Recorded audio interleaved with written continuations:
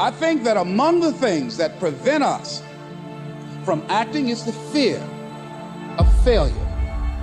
And if you've already failed, you don't want to fail again. The pain of that, the disappointment.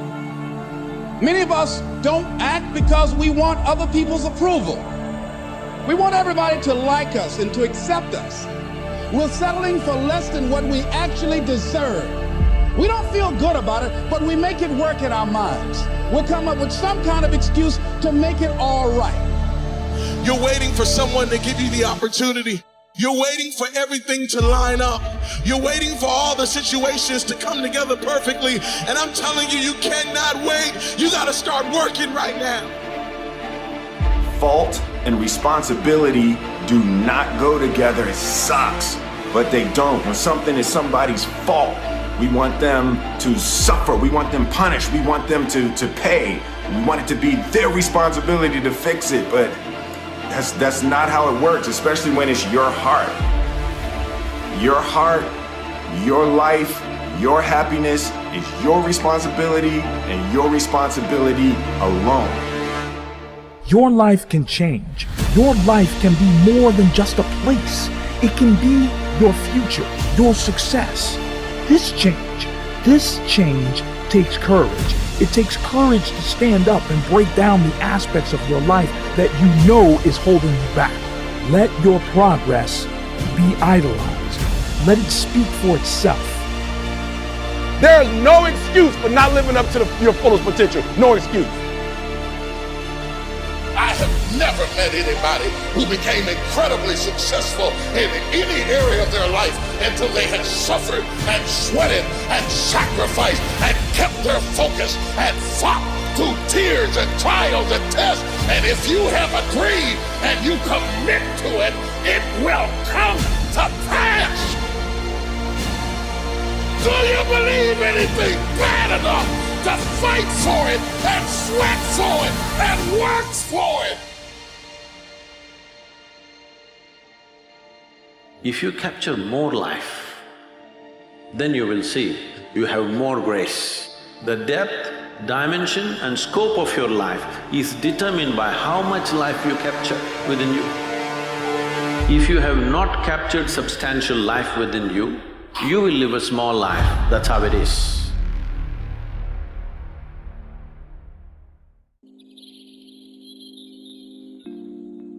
I believe that all of us have a responsibility that we want to live a life that will outlive us. The work that you're doing. There are people that you will never meet, whose lives that you've transformed, that you're living a life that will outlive you. Just think about the fact that this program has given a lot of people hope, and there's hope in the future. It gives you power in the present. Every 40 seconds, someone commits suicide.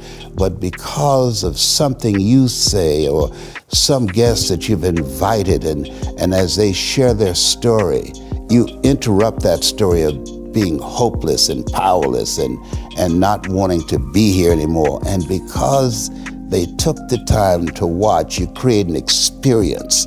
Oliver Wendell Holmes said that once a man or woman's mind has been expanded with an idea, concept, or experience, it can never be satisfied to going back to where it was. And so at the end of the program, at the end of one of your presentations, there are people who, because of you, their lives will be transformed and they will become a pencil, as Mother Teresa would say, in the hand of God and start writing a new chapter with their lives. So you've talked about the little voice that people have, the need to create quiet space to hear that. Combine that with the notion of the culture sort of chipping away at people, and whether it's based on race and oppression, or whether it's just the school system teaching you to be a good cog in the machine, or whatever other things people have to fight against. How can people that are listening to this now, especially if they're an adult that's got all those labels put on them, that's had their creativity squished, what process do they do to hear the voice? What sort of communion can they do to create that imagination that's going to allow them to get out of that and move towards something new? That's the reason why you designed this program, you and your team, for them to do that they have to expose themselves to something that will give them a different vision of themselves. And in addition to that, they have to put themselves in a community of what I call OQP, only quality people. A gentleman who dramatically transformed my life, I was a junior at Booker T. Washington High School in Miami, Florida, and I went in his class looking for another friend, and he said, go to the board and work this problem out for me. I said, sir, I can't do that. He said, why not? I said, I'm not one of your students. He said, do it anyhow. And the other kids started laughing, saying, he's Leslie, he's DT. And he said, what's DT? His brother is smart, but he's the dumb twin. And I said, I am, sir. And he came from behind his desk and he pointed at me, he said, don't you ever say that again. Someone's opinion of you does not have to become your reality. And he taught me three things. He said, if you want to become successful in life, young man, he said, number one, you got to change your mindset. He said, you don't get in life what you want, you get in life what you are. Number two, practice OQP, only quality people. You earn within $2,000 to $3,000 of your closest friends. And the third thing he said, develop your communication skills, because once you open your mouth, you tell the world who you are. So from here, now, you're giving your TED Talk, right? You have to give, which you've done before, but let's say you have your 18 minutes and you want to you talk about the 10 keys for unlocking your quick brain, right? And you're just like, hey, the research says 1/3 of it is predetermined by genetics biology, 2/3 in your control, these are the 2/3. Number one, you just walk around my office and you get triggered. So everyone could say this out loud because we want to make it interactive. Number one is not the place is the parking lot, but what are you doing there? Brain food. Yeah, it's brain everywhere. foods. Eat your brain foods. Right. Perfect. You go over to the second place. The second place is the what? The bridge. The bridge. And what's the brain tip? I'm squashing the ants. Yeah, squash those ants. Automatic negative thoughts. Right. And then from there, you go into the building, you get into the what? Elevator. Elevator. And what do you do in the elevator? I'm exercising. Exercising. Burpees, great for the brain. It gets the heart rate going, really good for the brain, especially in the first thing in the morning. And then from the elevator, you get out and you're immediately right in the fourth place, which is the what? Hallway. Hallway. And what's all over the floor? All of this supplements, right? Yeah. All of my nutrition, brain nutrition. Yeah, brain nutrition. And that's number 4. And then you go into the room, my office, immediately to the left is the 5th place. You open up the what? Closet. And who's in the closet? My peer group. They're Your all positive hanging group. out. They're stuck to each other, and then they're all getting along with each other and having fun. They're positive, and they're positive. Good friends are good for your brain. From there, you get out of the closet. You talk to the who? Receptionist. And what are they doing? They're keeping everything clean. The air clean, the water clean, the environment Clean environment's good for the clean internal environment for your brain. And then from there, behind the receptionist is the fish tank. And what are they doing? They're sleeping. Sleeping. Not just any sleep, the good sleep. They're getting the deep sleep, which is good for your brain. And then from there, you're going to the class. You open up I thought I lost this, but I got it. The door. With my head, and I make sure I've been careful with my brain. No brain injuries. Yeah, no brain injuries because you're wearing that helmet. And then immediately up front of the classroom, I'm drawing on the what? The big whiteboard, and it says in big red letters, new learnings. New learnings, good for the brain. And finally, number 10, what's on the side? All those Japanese plants. Bonsai trees. And what does that remind you of? Reminds me of stress management. I'm meditating on the bonsai. Manage your stress.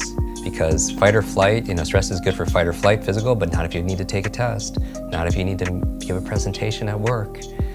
Those are the 10 keys for unlocking your quick brain. And the thing is, when I go through that, notice you can do all that, but not sleep, you're not in good shape. Right? Everyone wants to know the one thing. You can do all that, be deficient in B12, you can be in challenging. You can be with all that and be with energy vampires, and it's gonna suck the mental energy out of you. Or wonder why you're just mental fog, brain fog, and you're losing it. Every single thing is important. And so my goal is, genius leaves clues. That it's not a mystery. We just have to do it. Just like going back to this, that first you create your habits, and then your habits create you. An ability to control your levels of stress in real time is extremely powerful. It turns out you can do this using physiology and neuroscience.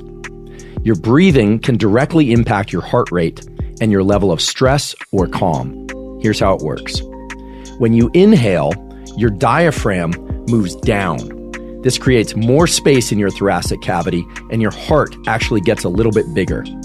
As a consequence, the rate of blood flow through that larger heart volume slows down.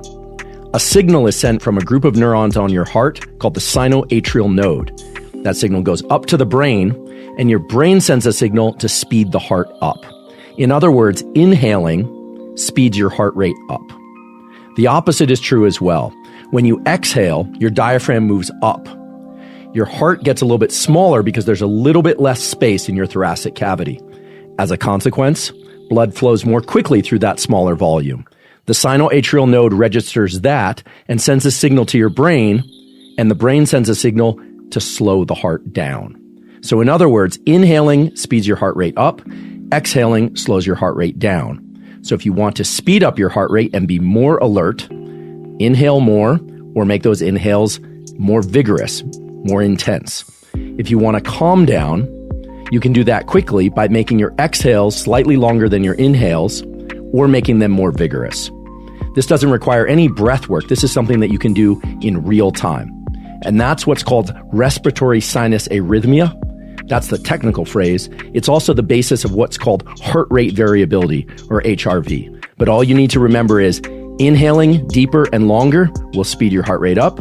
Exhaling longer and more intensely will slow your heart rate down and will allow you to calm down in real time.